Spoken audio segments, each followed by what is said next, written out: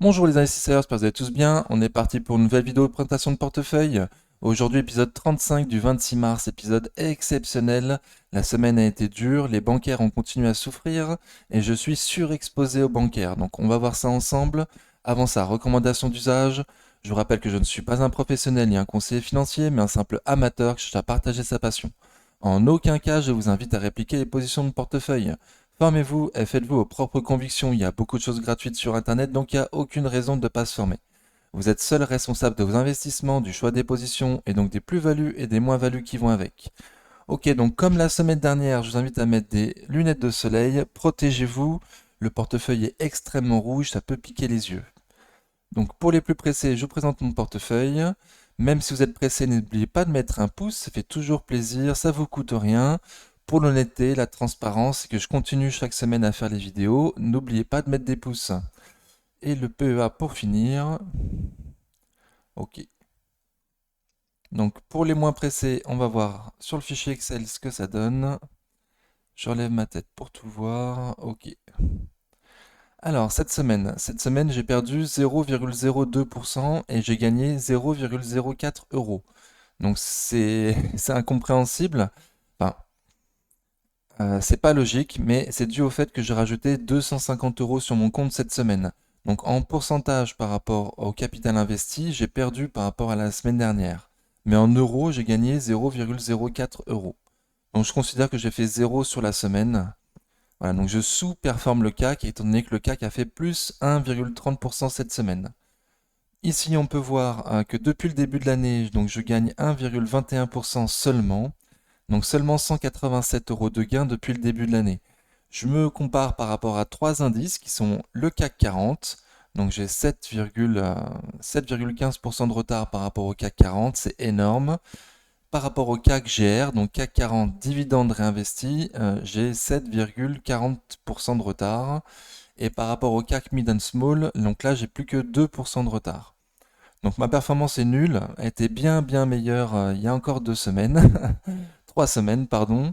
Bon, c'est comme ça. Depuis le début de l'année, je suis quand même, enfin, que je fais la bourse, pardon, je suis quand même en gain. Donc c'est pour ça que je reste relativement confiant.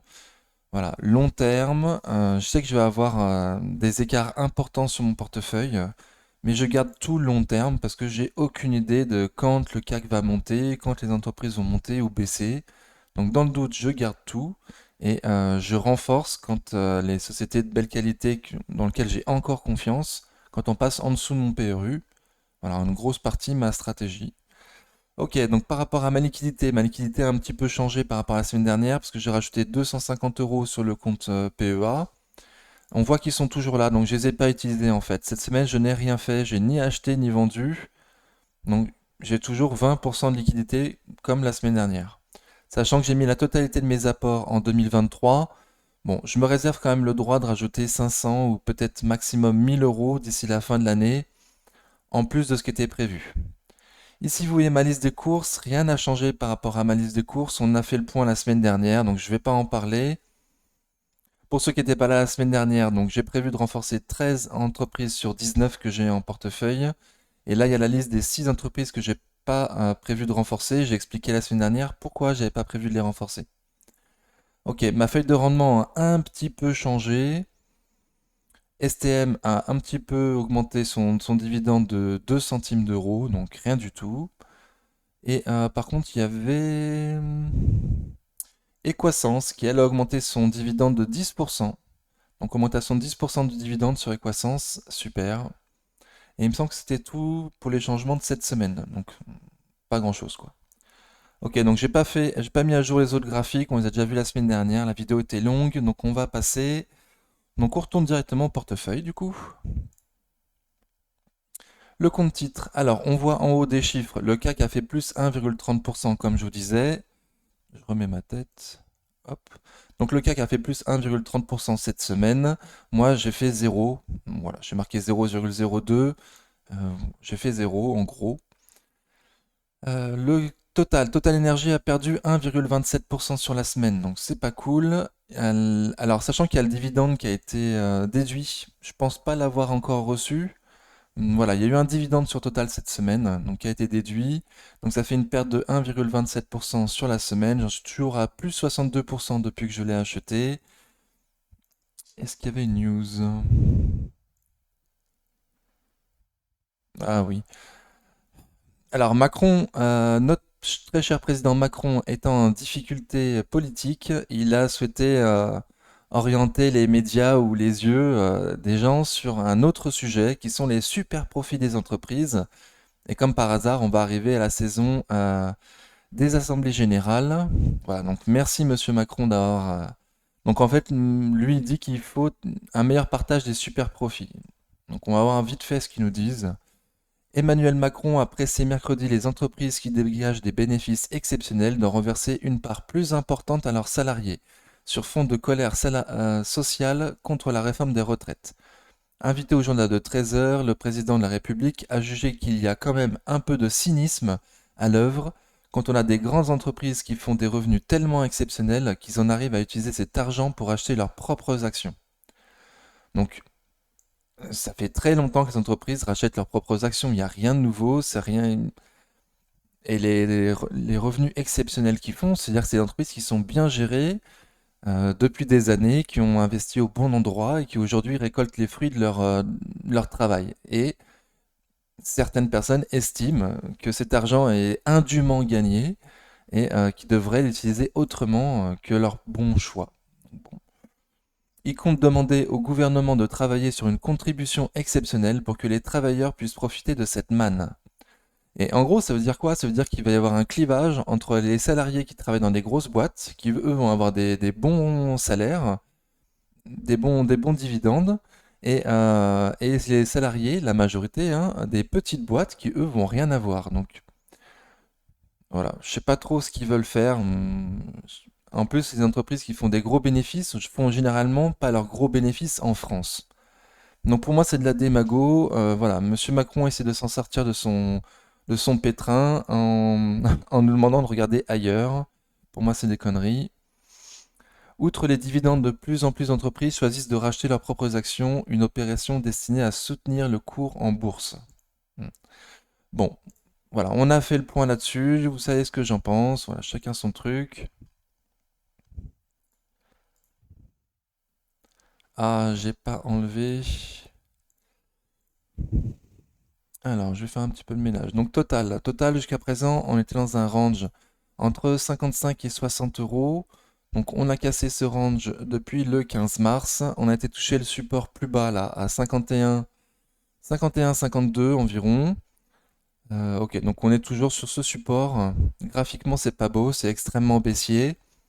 Il y a eu le dividende, bon, qui se voit pas trop.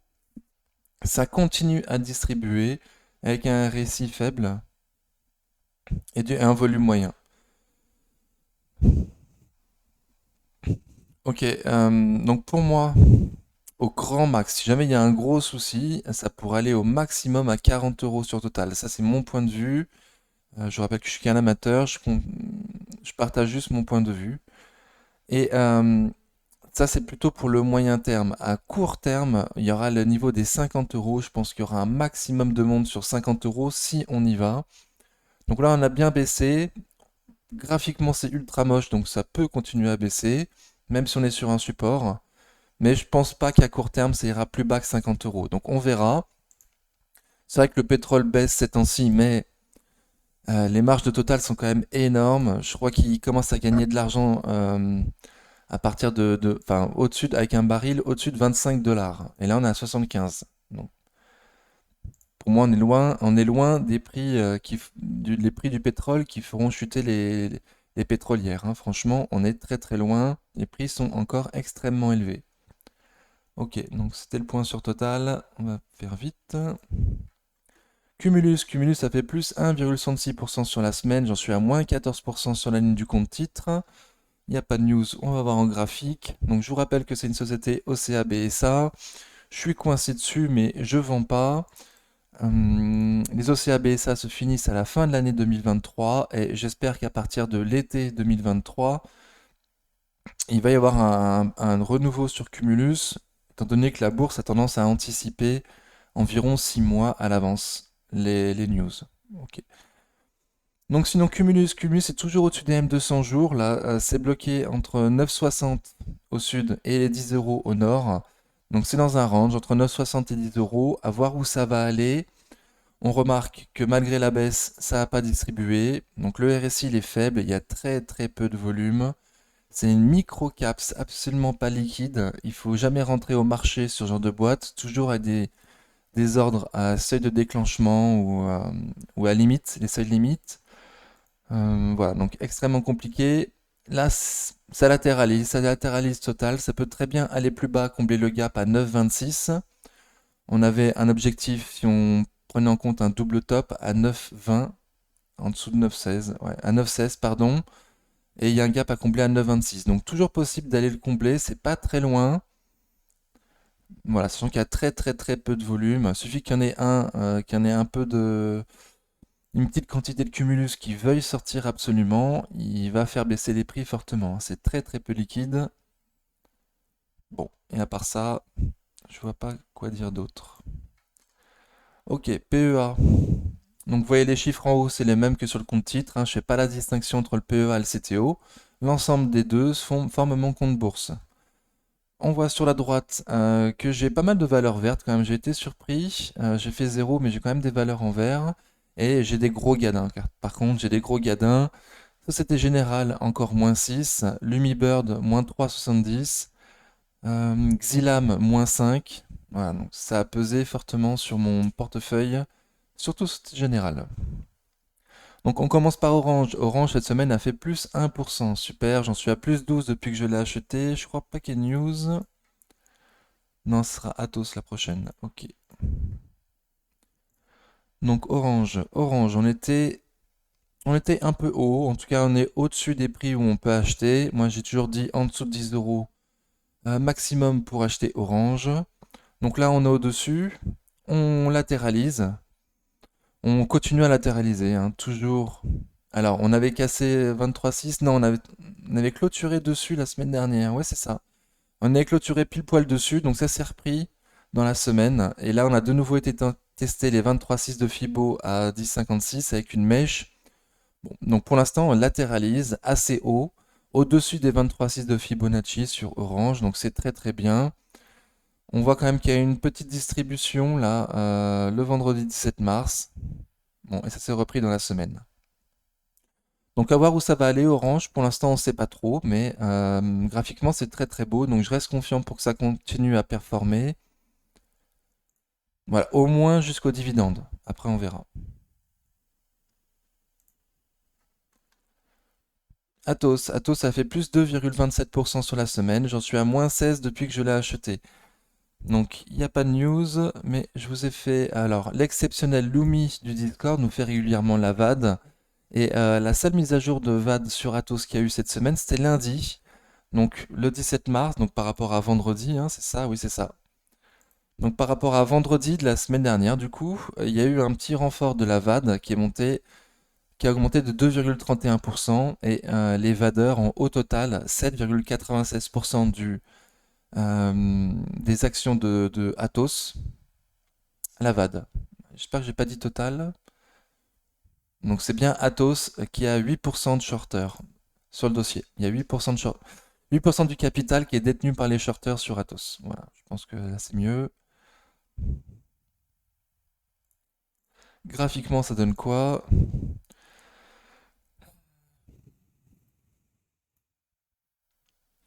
Donc graphiquement, c'est moche, c'est en tendance baissière. Il y a un gap à combler là, à 13,05.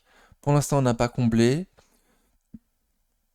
Donc ça reste neutre. Neutre avec un biais baissier. Voilà, moi, je pense qu'on va aller combler ce gap là à 13,05 et continuer à baisser.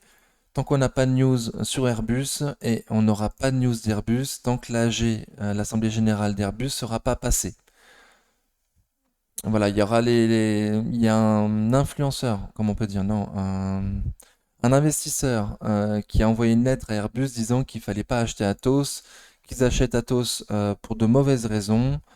Voilà, donc ils ont envoyé une lettre qui sera lue à l'Assemblée Générale. Il y aura certainement un vote par rapport à ça, et c'est seulement après le vote et l'Assemblée Générale d'Airbus qu'on saura qu'on aura une news par rapport à Atos. Donc à suivre. Et pendant ce temps-là, j'ai un biais assez baissier sur Atos.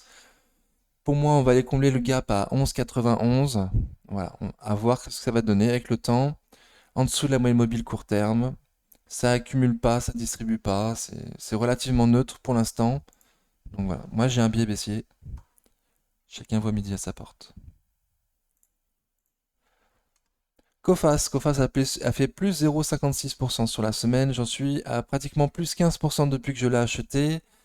Il n'y a pas de news, je crois pas. Non, STM la prochaine, ok. Coface, graphiquement, qu'est-ce que ça donne? Alors, graphiquement, on a été très très haut là, à 14,40. Je disais que c'était trop cher. Donc là, on a bien baissé. On a bien baissé, on est toujours un peu cher. On est toujours un peu cher. Le dividende à ce prix-là, il est pas mal. On est au-dessus des 38,2 de Fibo, qui a été cassé mercredi 15 mars. Mais bon, ça démontre quand même une certaine force. Dans la consolidation, on descend pas trop bas pour l'instant sur Coface. Donc à voir ce que ça va donner. Là, ça accumule. Le RSI est très faible. Et graphiquement, c'est moche. Mais c'est quand même accumulé.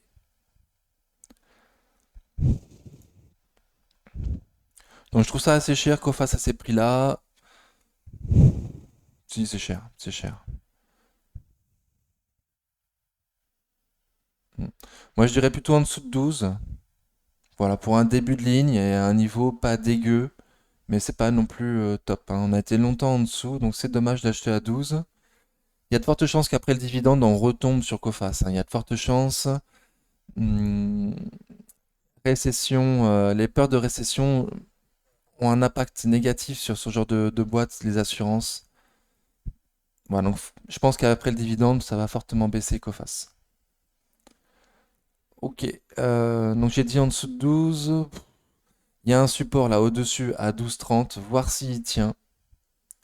Voir s'il tient. Il y a un gap à combler à 12,29 qui aujourd'hui a été comblé par une mèche, mais pas par un corps. Donc à voir si on le comble. Ok. Suivant. Amundi a fait plus 1,92% sur la semaine. J'en suis à moins 8,44%. Donc on a dit qu'il n'y avait pas de news. Donc graphiquement, Amundi, c'est moche. J'avais dit, hein, au-dessus de 60 euros, c'était cher. Même au-dessus de 58 euros, c'était cher. Donc là, on est en dessous, mais pas beaucoup en dessous. Donc ça me paraît quand même relativement cher. Voilà, moi, je préférais me renforcer en dessous de 50, entre 48 et 50. Là, graphiquement, c'est assez moche. Graphiquement, c'est assez moche. Le RSI, il est faible, mais on distribue pas. On n'accumule pas non plus, mais on distribue pas. Ouais, il y a le MM200 jours à 53,51 qui fait sur support pour l'instant. Si ça casse, c'est mauvais signe. On pourrait aller voir les 50. Et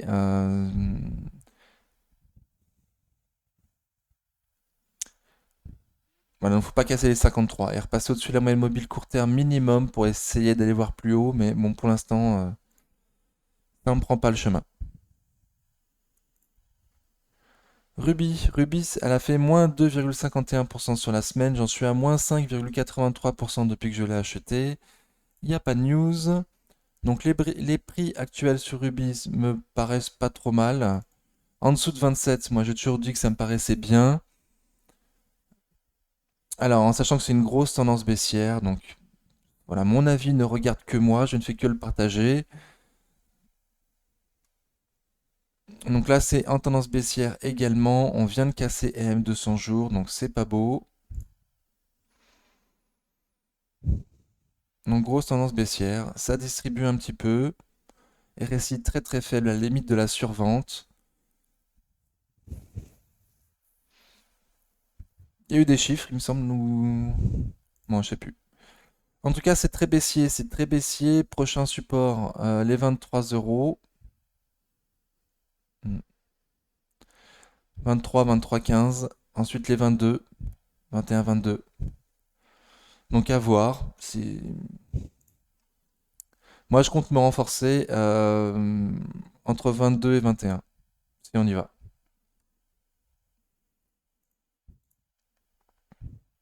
Pardon. STM, elle a fait moins 0,03% sur la semaine. J'en suis à plus 44,76% depuis que je l'ai acheté. Gain News, mais je me souviens plus ce que c'est. À augmentation de dividende de 0,24 dollars par action. Dollars? Ah, je me souvenais plus qui donnait des dollars. D'accord. Donc en augmentation de 0,02 centimes de dollars, du coup, STM. Donc c'est très très peu. On n'achète pas STM pour le dividende.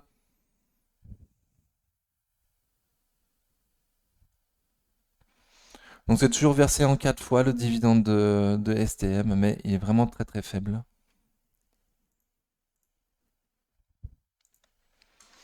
Ok, alors STM, on en est où? STM, on est cher à ces prix-là, on est très très haut. Je l'avais dit dans mes vidéos précédentes que pour moi 46 euros c'était un bon prix pour vendre, qu'il fallait y réfléchir en tout cas, que moi j'attendais 50, mais que certainement j'étais un petit peu gourmand. Donc à voir ce que ça donne. Pour l'instant, on n'arrive pas à passer là les 47 maintenant. Aujourd'hui, il y a les 47 qui font support sur STM. Des 46, il y a peu, mais non, c'est 47. Donc on galère vraiment à aller plus haut. Bon, graphiquement, moi je trouve ça quand même assez beau. On latéralise pratiquement à plat, au-dessus des 23,6 de Fibonacci. Donc il y a une grande force pour moi sur STM. Et jusqu'à présent, enfin l'accumulation distribution accumule plutôt. Donc à voir ce que ça va donner. Voilà, moi je m'estime pas prudent parce que j'ai plus 40% de gains et j'ai pas pris le moindre plus-value pour l'instant. Voilà, donc je suis certainement un peu gourmand, mais je vais attendre 50. Moi, graphiquement, ça me plaît. Et effectivement, si ça se dégrade graphiquement, ça retombe à 40 euros, bah, je ne vous rendrai pas à 40 euros, hein. Donc c'est maintenant ou jamais. Personnellement, j'attends un petit peu. Voilà, chacun fait ses choix. Reward Media, elle a fait plus 1,87% sur la semaine. J'en suis à moins 2 depuis que je l'ai acheté. Reward Media a sorti ses chiffres cette semaine, donc on va lire vite fait. Il dépasse les 500 millions d'euros de revenus de chiffre d'affaires. Donc Reward Media a généré en 2022 un résultat net par du groupe en hausse de 11%. Dans un contexte inflationniste inédit qui pèse sur la rentabilité du pôle business to consumer, l'EBITDA consolidé du groupe de médias a cependant progressé de 1%, induisant une marge d'EBITDA de plus de 13% contre 14% en 2021. Donc il y a une baisse de la marge d'EBITDA, hein. Le résultat d'exploitation consolidé du groupe s'élève à 64 millions d'euros en progression de 3% seulement.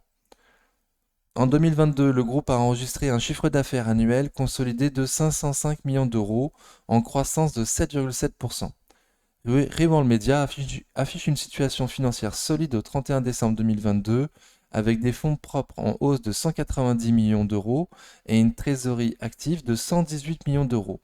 Il génère sur l'exercice un flux de trésorerie d'exploitation de 55 millions d'euros et un flux de trésorerie disponible de 24 millions d'euros, légèrement inférieur à l'exercice précédent, sous l'effet combiné de l'évolution du mix d'activité du groupe et des enjeux d'approvisionnement en papier dans un contexte inflationniste. Ok, donc voilà, les chiffres étaient moyens sur Reworld, mais le marché a quand même apprécié qu'on a passé le seuil des 500 millions de chiffres d'affaires. Donc on va voir en graphique ce que ça donne. Je vous laisserai voir vous-même la publication en détail. Donc c'était mercredi, voilà, mercredi soir la publication et jeudi ça a ouvert en grand gap haussier. Donc les chiffres étaient moyens, mais à ce prix-là, ça c'est pas cher, c'est pas trop cher, ils vont le média à ces prix-là. On est en dessous de mon PRU, donc attention, j'ai peut-être un biais d'ancrage. Mais voilà, mais il me semble que voilà, vers ces prix-là, c'est pas trop cher.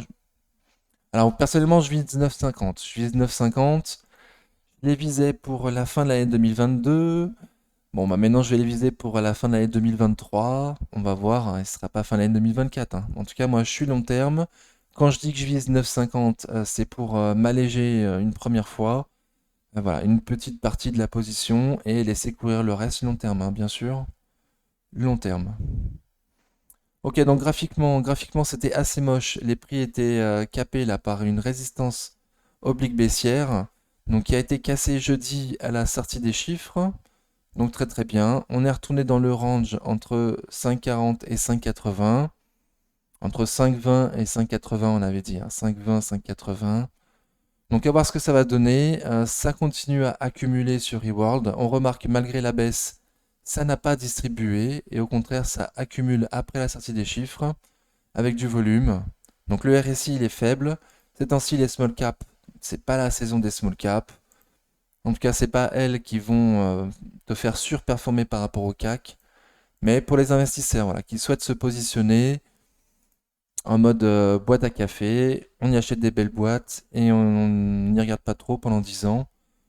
Ça me paraît être une bonne stratégie sur sur ce genre de boîte. Reworld, Lumibird, Equasens, Cumulus. Ouais, voilà. Moi, j'ai dit le montant du range, j'ai un gap à combler à 5,30. Si on le gap et qu'on va plus bas, c'est mauvais signe. Mais bon, vu l'accumulation, je pense pas. Après, tout est possible. Eurofins, ça fait moins 1,47% sur la semaine. J'en suis à pratiquement moins 7 depuis que je l'ai acheté. Donc il n'y a pas de news, je crois pas. Non, Société Générale la prochaine. Eurofins, c'est toujours baissier, c'est assez moche. On est toujours sur la moyenne mobile court terme. On voit bien qu'on n'arrive pas à la passer, hein, qu'on n'arrive pas à la passer du tout. Alors, malgré tout, ça accumule. Voilà, à 60 euros, ça accumule, hein. Le RSI, il est très faible. Personnellement, je ne me suis pas encore renforcé. Je me suis déjà renforcé à 59 euros. Je me suis renforcé trop haut en FOMO à 63 euros pratiquement. Donc, prochain niveau pour me renforcer pour moi, c'est soit il y a un crack, et là, tout va très bas, je peux la choper à 50. Voilà, je vais attendre à 50 en fait. 55, c'est tellement dans un premier temps, le haut de mon support, 55 et 50 ensuite. Voilà, je souhaite pas me renforcer sur des niveaux sur lesquels j'ai déjà renforcé. Ok, je la vois comme ça, et je prends le risque qu'elle parte sans moi, mais bon, au vu du graphique, au vu des chiffres qui n'étaient pas non plus terribles, voilà, je préfère attendre plus bas pour l'instant.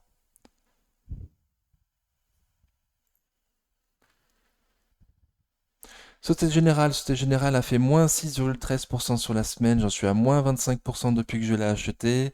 Donc on se rappellera que c'était un trade en swing que j'ai pris genre court terme pour profiter d'une tendance haussière. J'ai pas coupé à aucun moment. Et maintenant ça devient une position, un gros boulet. Ça devient un gros boulet. J'ai pas envie de dire long terme parce que j'ai envie de la vendre, Société Générale. Ok, il y a un bon dividende à ce prix-là, mais trop risqué. Moi, les bancaires que je souhaiterais avoir, c'est Crédit Agricole et BNP.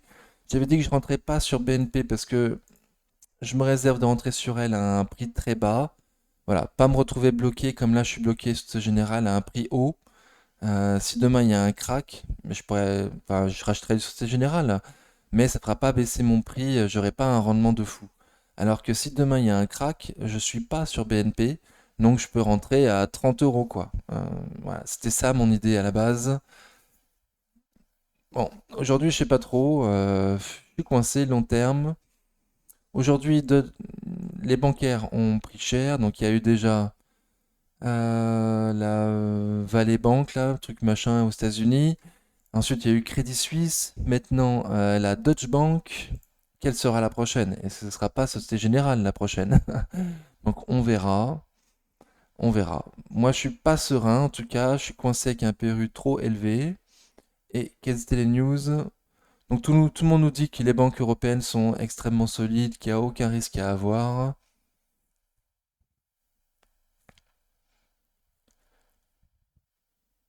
Donc je pense, de toute façon, tant qu'on ne sera pas explosé la tête sur le trottoir, je pense qu'ils nous diront que tout va bien. Voilà, donc faut pas trop les prendre en compte. Donc Deutsche Bank, la prochaine, voilà, la banque qui est actuellement dans le viseur du marché, qui a fait dévisser toutes les banques cette semaine. Deutsche Bank crée le malaise sur les marchés financiers. Bon, je vais pas le lire, on vous a bassiné avec ça toute la semaine. À vous de faire vos propres convictions. J'ai grandement hésité à me renforcer sur Société Générale à 20 euros. On avait parlé sur cette chaîne la semaine dernière d'ailleurs, il me semble. 20 euros, hein. Ouais. On en avait parlé en disant qu'il y avait un support oblique horizontal sur lequel on était la semaine dernière, mais que c'était pas les plus solides, les supports horizontaux. Les supports obliques, pardon, ce qui est plus solide, c'est les horizontaux, et on avait un niveau sur 19-20 euros. Donc voilà, donc on y a été. Personnellement, je me suis pas encore renforcé. Je me suis pas renforcé parce que c'est pas du tout le moindre risque, que je suis déjà j'ai déjà une grosse position sur Société Générale. Voilà, je disais la semaine dernière que je pensais plutôt attendre des configurations haussières pour continuer à me renforcer sur mes sociétés. Que ces temps-ci, j'avais fait le con en essayant d'acheter les points bas. Et c'est ce qui est beaucoup plus difficile à faire. Voilà, c'est pas rentable. En tout cas pour moi. Donc il vaut mieux attendre de rentrer sur les sociétés en tendance haussière. Pour l'instant là, tu laisses travailler ton argent sur ton livret A, ça rapporte 3% et t'as zéro stress. Ok, donc c'est mon point de vue pour l'instant. J'ai pas renforcé à 20 euros. Voilà, on verra. Ça va plus bas. Prochain support, 18 euros. Voilà, tous les euros quoi. 17, 18 euros, ça va compter de nouveau. Est-ce qu'on va y aller? Personne ne peut savoir. C'est possible. Au vu du graphique, c'est extrêmement baissier. À voir si on n'a pas une news cette semaine. Et si on arrive à clôturer au-dessus de 21, 20, ce sera bon signe pour essayer de voir plus haut. Pour l'instant, on n'y est pas du tout. Pour l'instant, on n'y est pas du tout. Un début de ligne à ces prix-là, si t'en as pas 20 euros, je trouve ça pas mal. Moi, c'est vraiment parce que je suis déjà trop chargé dessus que je peux pas me renforcer à 20 euros, que je vais attendre plus bas, hein.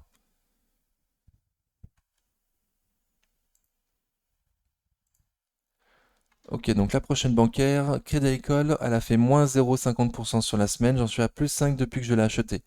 Donc on voit la différence entre Société Générale et Crédit Agricole. D'ailleurs, Crédit Agricole, c'est celle qui a le plus, qui tient le mieux des trois bancaires françaises. Donc j'aurais pensé à BNP, mais non, c'est Crédit Agricole qui s'en sort le mieux a priori. Donc c'est malgré tout extrêmement baissier sur Crédit Agricole. En dessous de 10 euros, moi j'ai toujours dit que c'était des bons prix sur Crédit Agricole pour un début de ligne, si tu n'en as pas. Le dividende à ce prix-là, il est pas mal. Et ensuite, à acheter par palier en dessous. Voilà. Quand tu rentres à 10 euros sur Crédit Agricole, tu prévois à l'avance de rentrer par palier en plusieurs fois sur Crédit Agricole à 9, 8, 7, 6, 5 euros par exemple, à toi de voir. Voilà, donc c'est toujours extrêmement baissier, à des prix intéressants pour moi. Et même 200 jours a l'air de faire support à 9,71, donc très bien. Pourvu que ça tienne, pourvu que ça dure. Voilà, pas confiant du tout. Et comme à chaque fois, on va faire le point sur la troisième bancaire, la seule que j'ai pas en portefeuille. Et pourtant, c'est la plus belle de toutes. Donc elle a perdu 2,34% sur la semaine BNP. Et les autres, elles ont perdu combien? Pardon. Donc Société Générale a perdu le plus cette semaine, hein. Et Crédit Agricole, donc qui s'en sort le mieux. Ce que je vous disais tout à l'heure. Donc très très bien. BNP, c'est exactement pareil, hein. Les graphiques sont vraiment très similaires. C'est toujours extrêmement baissier, sauf que là, on a cassé AM200 jours. Donc à voir. À ces prix-là, alors moi, la semaine dernière, j'avais refusé de dire que sur 50, à 50 euros, c'était un bon prix sur BNP. Voilà, pour du long terme, je peux pas le dire. Après, je vous avais dit que pour du court terme, ça se faisait largement. On est quand même descendu en dessous de 47,50. Moi, j'avais plutôt parlé du prix des 45 euros pour un début de ligne long terme. Là, je trouvais pas ça dégueu pour du long terme.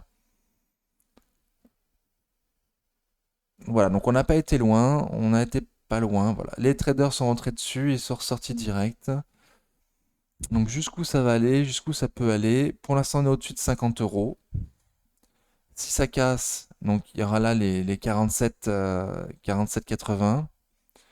Et si ça casse, 45. Donc à suivre les bancaires, à suivre la semaine prochaine, hein. Stellantis, ça fait plus 1,27% sur la semaine. J'en suis à plus 7 depuis que je l'ai acheté. Est-ce qu'on a une news? Oui. Ah, Stellantis et Crédit Agricole acquièrent 6 filiales d'ALD et LeasePlan. Donc ALD a racheté LeasePlan et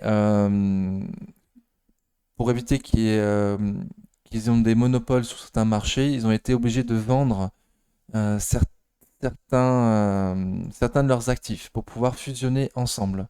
Donc c'est Stellantis et Crédit Agricole qui ont racheté une partie de ces actifs. Voilà. Je voulais juste expliquer ça parce que la news a peut-être pas été comprise par tout le monde quand elle est sortie. Donc c'est pas grand-chose, hein. Pour moi c'est rien du tout. Donc Stellantis et très baissier également. On est sous la moyenne mobile court terme. On est dans une résistance qu'on n'arrive pas à passer. Là, il faudrait passer les 16,30 pour essayer de voir plus haut, combler le gap à 17. Pour l'instant, ça ne le fait pas. Mais on remarque que dans la baisse, ça accumule, donc super. Et voilà. Par contre, volume faible pardon, et RSI faible également. Donc qu'est-ce que ça veut dire? Ça veut dire que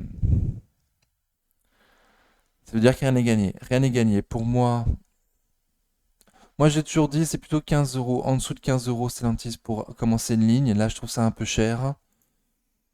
Donc est-ce qu'il y en a qui se renforcent à ces prix-là? Bon, c'est ce qu'on voit au niveau de l'accumulation distribution. Il y a un potentiel pour aller beaucoup plus haut sur Stellantis. Elle est plus ou moins sous-estimée à ces prix-là. Mais elle peut rester sous-estimée encore très très longtemps, hein. Je vous rappelle qu'il y a un nouvel acteur qui arrive dans le marché de l'automobile, Tesla, qui arrive très fortement, ainsi que toutes les entreprises chinoises. Voilà. Aujourd'hui, auparavant, c'était une entreprise européenne qui avait un avantage compétitif sur tous les marchés mondiaux parce qu'ils maîtrisaient extrêmement mieux que les autres le moteur à explosion. Aujourd'hui, on est passé au moteur hybride et moteur électrique. Et là, ce sont clairement les Chinois qui ont une avance technologique dessus. Voilà, qui ont du coup un avantage compétitif par rapport aux entreprises européennes, occidentales d'automobile. Donc attention, donc pas acheter trop cher à Stellantis, hein, pas se forcer à acheter, même si le dividende est pas mal à ce prix-là. Voilà, moi je vous ai donné mes craintes, j'ai dit 15 euros minimum pour acheter, on est dans une résistance, j'ai dit il fallait passer les 16,30 pour essayer de voir plus haut. Pour l'instant c'est moche, ça prend plutôt la direction du sud, mais certains y croient et accumulent, donc chacun fait ses choix, c'est mitigé. Cumulus, ça fait plus 1,66% sur la semaine, j'en suis à moins 20% sur la ligne du PEA. On l'a vu tout à l'heure sur la ligne du compte titre, donc je ne vais pas le refaire. TOCA, BSA, belle qualité, mais peut-être pour plus tard. Equasens, ça fait plus 3,37% cette semaine. J'en suis à plus 23% depuis que je l'ai acheté. Est-ce qu'il y a une news? Oui. Ah, donc Equasens a sorti ses chiffres vendredi soir en clôture. Donc le marché n'a pas encore pu pricer cette sortie de résultats sur Equasens, hein. Donc on verra lundi ce que ça donne, mais c'est très bien. Chiffre d'affaires plus 10%. Une croissance forte soutenue par le Ségur de la santé et pilotée avec un effort de déploiement constant. Progression notable de la contribution des relais de croissance hors officine au chiffre d'affaires 2022 du groupe Equasens. Rentabilité élevée et bilan solide avec un niveau significatif de disponibilité qui donne au groupe une marge de manœuvre importante en termes de capacité d'endettement. Résultat opérationnel courant plus 12%, résultat net plus 18%, résultat de base par action plus 18%, et capacité d'autofinancement plus 17%. Donc super. Dividende proposé en hausse de 10% par rapport à l'année dernière, donc à 1,15€, donc super. Super. Perspective 2023, la solidité financière du groupe, aucun endettement net et une trésorerie nette positive de 56 millions d'euros lui permettent de maintenir des ambitions d'expansion en Europe et de développement dans d'autres domaines de la santé. Parfait. Donc vous avez les chiffres exacts en bas avec le tableau qui va bien. Bon, le plus important pour moi, c'est résultat net plus 18%, hein. Et et le fait qu'il n'y ait pas d'endettement et qu'ils prévoient de faire de nouveau de la croissance externe.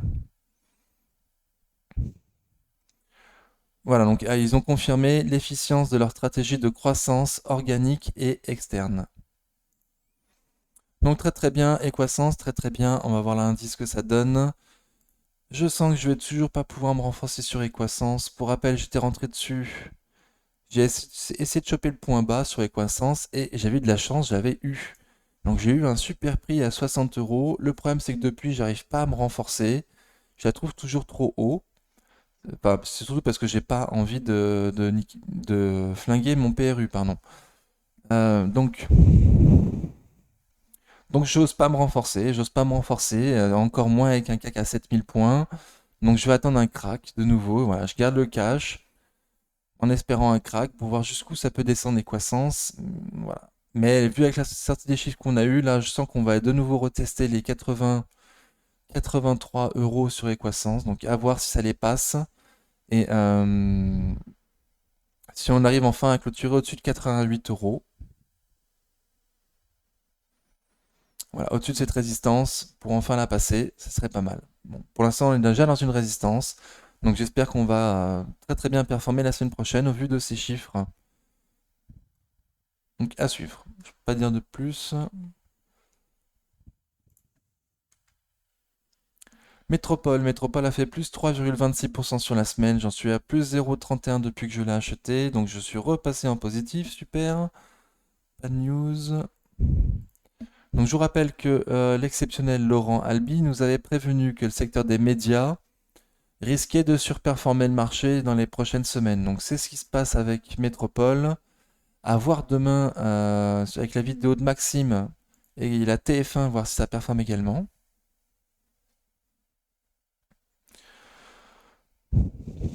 Donc on a fait mieux que le CAC, mais bon, c'est quand même pas mal. On est repassé au-dessus d'un support et là on est retombé dans le support. Donc on est dans un support après avoir bien progressé malgré tout, après avoir comblé un gap baissier, donc très très bien. Là on latéralise dans un support. Certainement qu'on prend un peu de force avant d'aller combler le gap baissier à 15,20 € et peut-être même aller voir les 16 euros plus tard, hein. Donc ce serait très bien. Voilà. Pour l'instant, on est en dessous de 15,20. En dessous de 15,20, rien de spécial. Ça latéralise à des prix un peu chers pour moi. Je pense que là, les prix sont soutenus par le dividende.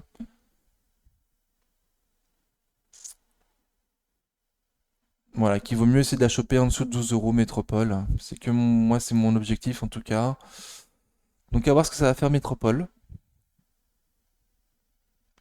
Si ça casse les 14,30 en clôture, pour moi c'est mauvais signe, on peut aller voir plus bas. En dessous de 14,30 en clôture, on va voir plus bas. Ok.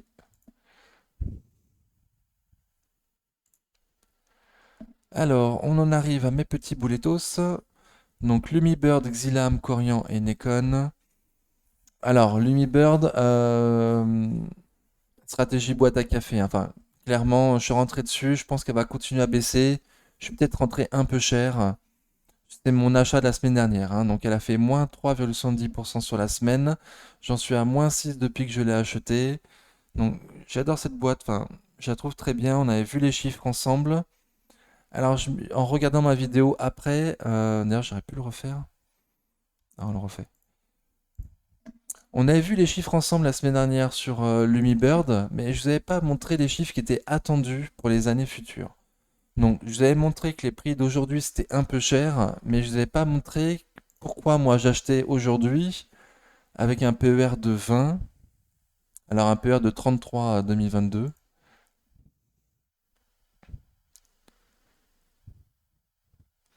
Donc aujourd'hui il y a un PER de 33 au vu des chiffres qu'on a eus, mais l'année prochaine il a attendu une grosse augmentation des bénéfices qui ferait un PER de 18,50, donc pratiquement 19, donc c'est quand même un peu cher pour une small cap. Voilà, ce que je vous ai pas montré c'était ça du coup. Hmm, un résultat net. Donc un résultat net en augmentation de plus de 50% attendu entre 2022 et 2023, hein. Et encore après, une grande augmentation attendue en 2024. Donc c'est pour ça que moi j'ai acheté aujourd'hui. C'est pour ça que je l'ai dit la semaine dernière que j'ai. C'est très compliqué de calculer un prix quand même sur Lumibird. Cette année, ils ont fait une pas bonne année, on va dire ce qui est, hein. Non seulement ils ont fait de l'investissement pour les années futures, mais en plus il manquait des composants pour être à 100% opérationnels dans leurs usines. Donc ce qui a fait qu'on a fait une mauvaise année en 2022. Mais moi, j'ai estimé justement que c'était une opportunité d'achat pour nous, et étant donné les bénéfices attendus pour les années futures. Donc, c'est ça que j'avais pas montré la semaine dernière, donc je voulais le remontrer cette semaine. Mais malgré tout, voilà, c'est extrêmement baissier. C'est un couteau qui tombe pour l'instant. Là, on est tombé sur un support à 15 euros. Donc, à voir ce que ça va y faire, pardon. Je remarque que malgré la baisse, ça ne distribue pas. Ça ne distribue pas. Donc la baisse est très marquée, hein. C'est une small cap, le RSI est très très fort, on est en survente, sans volume. Il y a quand même eu un volume là, mardi 22 mars, quand même, à 15,60. Donc je pense pas que ça puisse baisser beaucoup beaucoup plus, hein. Moi je vous avais parlé graphiquement, il avait le max là à 14,20 environ. Moi je prévois de me renforcer à 14,20 si on y va. Aujourd'hui c'est à 15. Moi voilà, je suis rentré dessus à 16 en disant qu'à partir de ces prix-là, ça commence à vraiment être pas mal. Il avait dit en dessous de 17, donc je le pense toujours. En dessous de 17 à 16, c'est pas dégueu. De 16 à 15, bah, c'est pas mal. De 15 à 14, c'est super. Un truc comme ça, c'est mon point de vue. Voilà, au vu des chiffres, sachant que je suis un amateur, que voilà. Donc tu prends avec des grandes pincettes ce que je viens de te dire, mais c'est mon point de vue à moi. Donc à voir ce que ça va donner. Lumibird, je dis des chiffres. Xilam a fait moins 5,14% sur la semaine. J'en suis à moins 18% depuis que je l'ai acheté.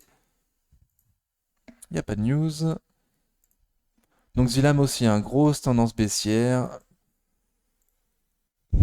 Grosse tendance baissière. Donc là, on est tombé sur un support à 24,90. Alors, on est passé en dessous, du coup, c'est devenu une résistance. Donc on est dans une résistance en dessous de 25 euros. Donc à voir si ça va enfin passer au-dessus de 25 euros, repasser au-dessus de 25 euros, ou si on continue la baisse. De nouveau, je remarque que malgré l'énorme baisse, la distribution n'est pas proportionnelle. Donc des petits sortent, mais les gros restent. C'est comme ça que je le vois. À ces prix-là, alors il faudrait revérifier, pardon. On va se refaire un petit coup de zone bourse, vite fait. Je sais que la vidéo sort tard, je suis désolé. J'ai fait au mieux, mais j'ai des courses à faire. Donc c'est comme Lumibird, hein. Les chiffres de cette année sont pas terribles. Donc ça fait un PER qui est très très élevé. Moi je n'achète pas ces PER là, hein. Mais les bénéfices pour les années futures sont attendus en forte hausse. Donc toujours très compliqué pour calculer un prix pour ce genre de boîte. Voilà, on a un résultat net donc, qui est pas très bon cette année, pardon, mais qui est attendu le double l'année prochaine. Donc c'est de la spécu, mais sur une société de belle qualité qui est bien gérée depuis longtemps. Donc vu les prix de 2022, les prix d'aujourd'hui sont encore un peu chers par rapport aux prix attendus en 2023, il me semble pas quoi. Sachant que la croissance est attendue dans les années à venir. Voilà, on voit que là ça va doubler en 2023 et il est attendu encore une progression ouais, de 20% en 2024. Donc ce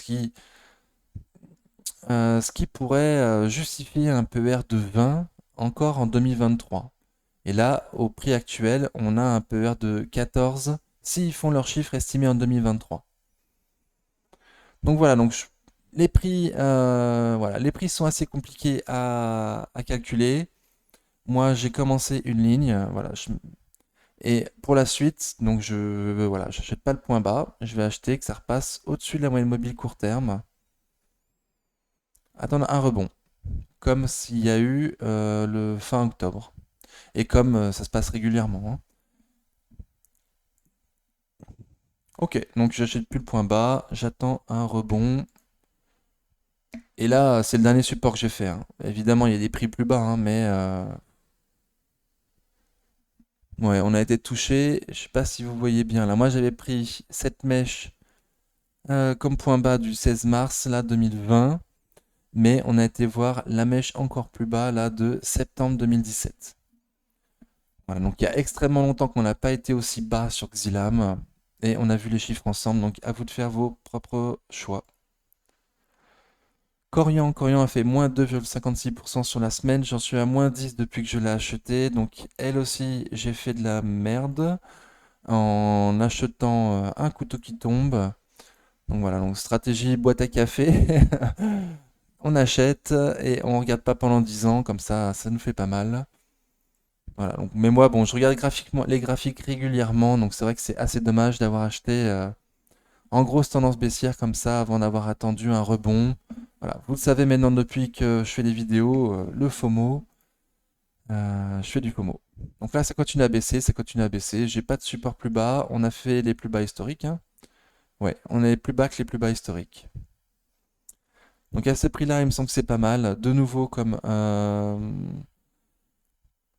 qu'est-ce qu'on a fait juste avant? Comme Xilam et Lumiburn, les prix sont assez difficiles à calculer sur Corian. Voilà, je vous laisserai faire vos propres recherches. On l'a vu ensemble. Là, ça continue à baisser. On a déjà vu les chiffres de Corian ensemble, donc je passe à la suivante. C'est la fin. Nekon a fait plus 1,44% sur la semaine. J'en suis à moins 31% depuis que je l'ai acheté. Et avant de partir, il y aura un coup de gueule à la fin. Donc moins 31% depuis que je l'ai acheté. Donc il y a une news cette semaine. Il y a une super méga news sur Nekon qui est sortie cette semaine. Youhouhou. Nekon, un jeu sur le Seigneur des Anneaux, va sortir en mai. Donc on l'attendait. Nekon Gollum. Donc super. Il se trouve que il y a eu une exposition Nekon et que les journalistes ont pu y jouer pendant 45 minutes. Donc super, on va voir ce que les journalistes de jeuxvideo.com nous disent par rapport à leur expérience sur ce magnifique jeu. Donc Le Seigneur des Anneaux Gollum, ce jeu d'action-aventure nous inquiète au plus haut point. Waouh, waouh, waouh. Ça commence bien, hein. Donc on va pas tout lire, hein. Je vais juste lire la conclusion. Gollum est loin d'avoir retrouvé son précieux. Ce jeu d'action-aventure, Le Seigneur des Anneaux, ne manque pas de passion, mais il pêche par manque de maîtrise. Il a encore tout à prouver. La route vers la montagne du destin sera longue. Donc voilà, après avoir joué 45 minutes à Gollum, ils nous sortent ça, et Nekon nous dit que le jeu sort dans 2 mois. Donc ils n'ont pas prévu de faire des mises à jour par rapport au retour qu'ils ont eu de des journalistes. Voilà, ils vont le sortir comme ça, donc on va voir ce que ça va donner. Pour rappel, Nekon, ils font des jeux moyens, ils vendent à petit prix, et ils mettent pas des années normalement à les développer, ce qui fait qu'ils ont une rentabilité normalement supérieure aux majors du secteur, comme Tech2, je sais pas moi, eSport et tout ça. Donc, on va voir. Nekon, pour l'instant, c'est pas le cas. Moi, j'ai dit super news, mais on est d'accord, hein, c'est une news pourrie. Leur jeu, il a pas l'air terrible du tout. Donc à voir, à voir. Donc pour rappel, sur Nekon, on avait fait des plus bas, des nouveaux plus bas historiques là à 2 euros. Aujourd'hui, graphiquement, on voit très bien qu'il y a eu une grande mèche vendredi, mais qu'on ne veut pas clôturer au-dessus de la moyenne mobile court terme. La tendance est clairement baissière sur Nikon, grandement baissière. On fait des plus bas de plus en plus bas et des plus bas historiques de plus en plus bas. Donc à vous de voir, ça distribue, RSI très faible. À vous de voir, mais je déconseille à tout le monde de rentrer dessus, hein. Sincèrement, je déconseille à tout le monde de rentrer dessus. Voilà, après, je suis pas conseiller financier, je suis qu'un amateur. Chacun fait ses choix. Ok, le coup de gueule. Ah, j'hésite. Je suis tombé sur un mec la semaine dernière. J'avais dit qu'Atos c'était une daube. Donc le mec il m'a mis un message la semaine dernière sous ma vidéo en disant que les gens comme moi devraient pas avoir le droit de parole quand que Atos n'était pas une daube et que il fallait respecter les personnes qui travaillaient pour Atos. Donc franchement, j'ai effacé son message direct parce que les fachos qui estiment que eux seuls ont la parole, la bonne parole, et que les autres ne devraient pas avoir le droit de parole, je trouve ça extrêmement grave et je comptais pas répondre j'ai pas envie de dire de gros mots, mais à un mec comme ça, quoi. Donc franchement, j'ai pas envie de répondre à un mec comme ça. Par contre, pour ceux qui le souhaitent, on va faire un petit saut sur ChatGPT. Donc ChatGPT est plus intelligent que nous tous réunis et encore plus intelligent que le mec qui m'a laissé un message débile la semaine dernière. Donc on va demander à ChatGPT qu'est-ce qu'une daube en bourse pour voir, peut-être, si Athos ne correspond pas à cette définition. Alors, bonjour. Donc on est poli toujours, hein, même si c'est une intelligence artificielle. Euh,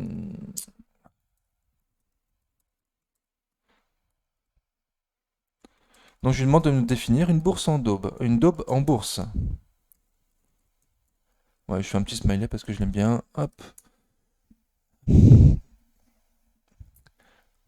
Alors, donc ChatGPT nous dit en bourse, le terme daube est une expression familière pour décrire une action ou un titre qui a peu de potentiel de croissance ou de rendement et qui est considéré comme peu attractif par les investisseurs.